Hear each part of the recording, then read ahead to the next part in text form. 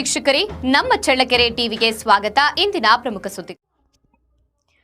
ತಳಕು ಉಪವಿಭಾಗ ವ್ಯಾಪ್ತಿಯಲ್ಲಿ ಬರುವ ನಾಯಕನಹಟ್ಟಿ ಮತ್ತು ನೇರಲಗುಂಟೆ ವಿದ್ಯುತ್ ವಿತರಣಾ ಕೇಂದ್ರದಲ್ಲಿ ಕೆಪಿಟಿಸಿಎಲ್ ವತಿಯಿಂದ 1ನೇ ತ್ರೈಮಾಸಿಕ ನಿರ್ವಹಣೆ ಕಾಮಗಾರಿ ಹಮ್ಮಿಕೊಂಡಿರುವುದರಿಂದ ಜೂನ್ 23ರಂದು ಮಂಗಳವಾರ ಬೆಳಗ್ಗೆ 10 ಗಂಟೆಯಿಂದ ಸಂಜೆ 5 ಗಂಟೆವರೆಗೆ ವಿದ್ಯುತ್ ಸರಬರಾಜು ಇರುವುದಿಲ್ಲ. ನಾಯಕನಹಟ್ಟಿ ಪಟ್ಟಣ ಪಂಚಾಯಿತಿ, ನಲಗೇತನಹಟ್ಟಿ, ಗೌಡಗೆರೆ, ಮಲ್ಲೂರಹಳ್ಳಿ, ನೇರಲಗುಂಟೆ, ಎನ್ ದೇವರಹಳ್ಳಿ, ಎನ್ ಮಹದೇವಪುರ, ತಿಮ್ಮಪ್ಪಯ್ಯನಹಳ್ಳಿ, ಅಬ್ಬೇನಹಳ್ಳಿ ಗ್ರಾಮ ಪಂಚಾಯಿತಿ ವ್ಯಾಪ್ತಿಯಲ್ಲಿನ ವಿದ್ಯುತ್ ಪೂರೈಕೆ ಇರುವುದಿಲ್ಲ ಎಂದು ಸಹಾಯಕ ಕಾರ್ಯನಿರ್ವಾಹಕ ಇಂಜಿನಿಯರ್ ಎನ್ಜಿ ಮಮತಾ, ನಾಯಕನಹಟ್ಟಿ ಬೆಸ್ಕಾಂ ಶಾಖಾಧಿಕಾರಿ ಎನ್ಬಿ ಬೋರಣ್ಣ ಪತ್ರಿಕಾ ಪ್ರಕಟಣೆಯಲ್ಲಿ ತಿಳಿಸಿದ್ದಾರೆ.